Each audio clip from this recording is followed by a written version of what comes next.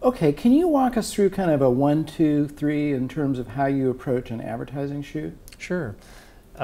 Basically, with most clients, I'll get a layout of some sort, which may be extremely detailed, or it may be a rough pencil sketch even, which thankfully people still use, and some clients value greatly, because they don't want the end client to be so tied into the layout that is the image that they're expecting to get. I mean, the point is to have an ad that creates the image that draws people in.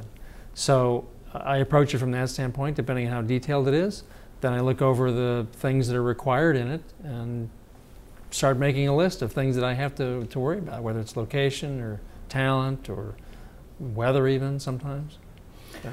Okay, in terms of creating that image that does draw people in, that gets that emotion or whatever it is you're looking for, how do you do that? Wow, it's difficult to kind of quantify this or to describe it adequately, Yeah. but the word I keep coming back to is compelling.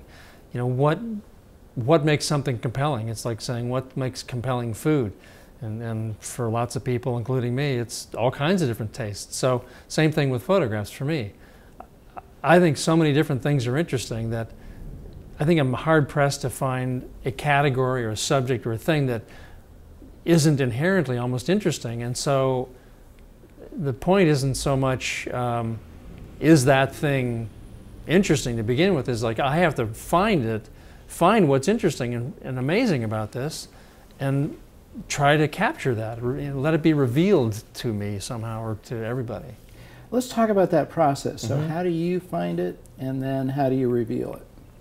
I try to look for qualities, honestly. And whether it's, like, if it's an object, you know, how does the light interact with it, or how is it used, for example? And with a person, I mean, people can relate to this probably pretty easily. What is the person like? How are they when they're relaxed? How are they when they're working?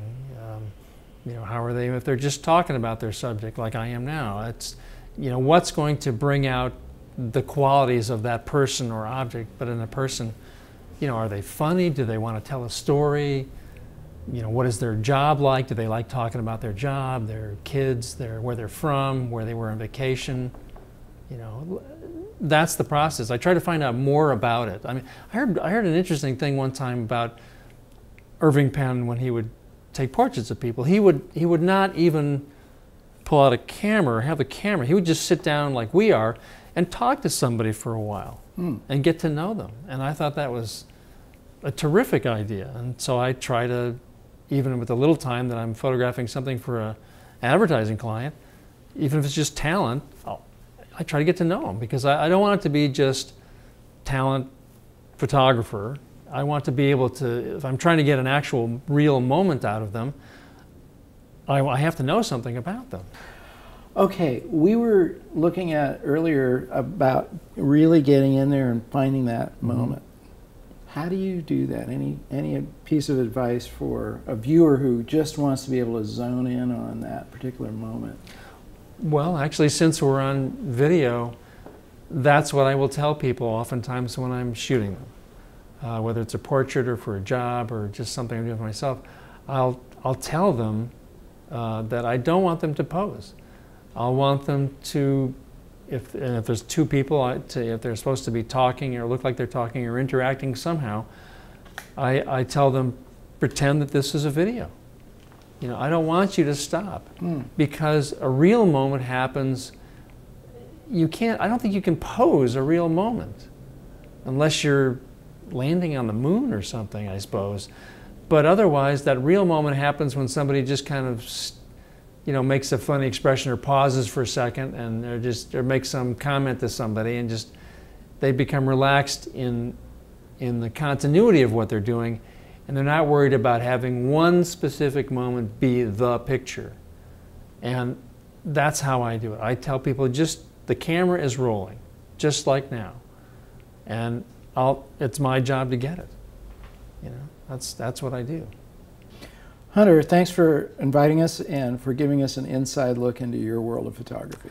My pleasure. Good to have you here, and hope to see you soon. Be sure to subscribe to our blog now to stay updated on my show, and we'll give you tips and insight to keep advancing your photography.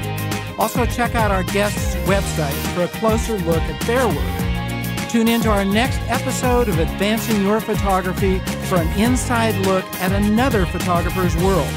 Until then, this is Marc Silber reminding you to get out and capture your own images of life.